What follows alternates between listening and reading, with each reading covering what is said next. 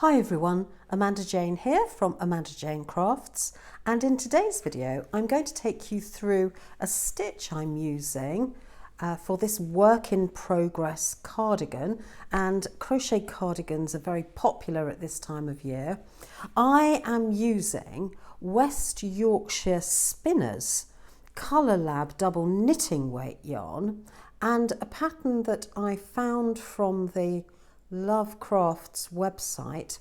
Now you can buy this on Lovecraft's. It's a beautiful double knitting weight wool. It's 100% British wool and it's really lovely to work up. Now the fun thing is, I started making this cardigan using a 4mm hook. And I just simply found that it didn't give me enough drape. So I've gone up a hook size. I've gone down a size for my size. So I've gone down from, I think, something for 38 down to 36 inches bust. Because I found that it was coming up really quite large and with not enough drape in it. So I've adapted the pattern, but it is becoming quite a nice repeat pattern, very simple to do, and it's only 2-row repeat. And it's all done using double crochet, that's a US term, and a little crossover pattern. So I'm going to show you how to do this. So it's a 2-row repeat. Just let me get myself sorted here. So one row is just an ordinary double crochet, treble in UK, and the next row afterwards, which I'm just going to show you, is a twisted double crochet. Really simple to achieve, doesn't require too much effort. Now with this particular pattern, and I will link the wool and the pattern, I can say wool and not yarn because it is wool. Simple number of stitches that you need is an even number. That's all you need. And when you're starting off your row, go into the 3rd chain from the hook and it should all sort itself out. So how do we do this pattern? So I'm just going to show you first of all the double crochet stitch in case you haven't done this before. So to do a double crochet, we simply yarn over, insert our hook into the next stitch, making sure that we're grabbing both the front loop and the back loop, yarn over, pull up a loop, so you have 3 loops on your hook, yarn over, pull through 2, yarn over, pull through 2. So that's a double crochet in the usual way. Let's do another one. Yarn over, insert your hook, yarn over, pull up a loop, yarn over for through 2, yarn over through 2. And you're simply going to do this double crochet for the whole of one row. So your first pattern repeat is 1 row of double crochet all the way across, and you'll have an even number of double crochet. Now if you've miscounted on your chain, just make sure that once you've done your first row that you've actually got an even number of stitches, because we have this sort of single one at each end. This will become clearer on the next row because we need an even number for doing our twisted stitch here, and then we need 1 on each end. Now chain 2 to finish, start the next row and turn your work. That does not count for anything. Turn our work to the left, and we start off by doing a, oh, I just hit the camera. We start off by doing a double crochet in the very first stitch. This does not count as a double crochet. Sometimes it does, sometimes it doesn't. It's simply getting us to the right height for doing a double crochet.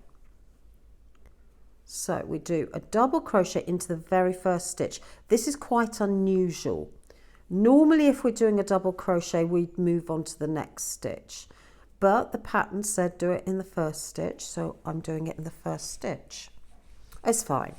It gives us a nice neat edge. Now this is where we're going to do our twisted double crochet. So for the next double crochet, we're not going to work into this stitch here. We're going to work into the next one. So we skip a stitch and we do a double crochet into the next stitch. Yarn over, insert your hook, yarn over through two, yarn over through two. Now we go back and we go into the skipped stitch. So yarn over, bring your hook forward and go into that stitch we skipped, pull up a loop, yarn over through two, yarn over through two. And that gives us this twisted stitch, which gives the effect, this effect going all the way down. And it adds a little bit more texture and a little bit more weight to our crochet. Let's do another one. Skip a stitch, double crochet in the next stitch, then double crochet in the previous stitch. And you don't want to crochet too tightly, otherwise this twist doesn't really show up. Let's do another one. We don't want this one too tightly so that the twist is not pulling the work together. It's still creating a lovely stitch. And you get this little extra triangular hole between your stitches. And that is simply it. You repeat these two rows. One row is just double crochet all the way across, and the next row is a twisted double crochet. And as long as you've got your pairs, once you get to the end, you'll just have a single double crochet to do at the end of your work. Let me just show you. So that's the previous twisted row, and you do a single double crochet into the double crochet from the previous row. So that's quite straightforward. You can line up your twisted stitches to make sure that you've got them aligned.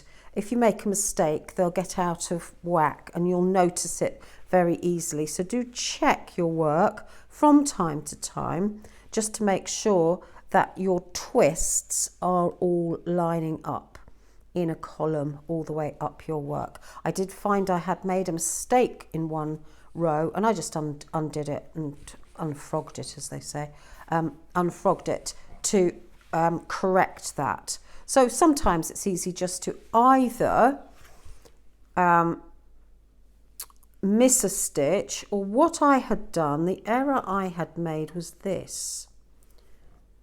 I had done my first twisted stitch too near and then gone into the one that I'd already worked into, so they were too close together. So just make sure that you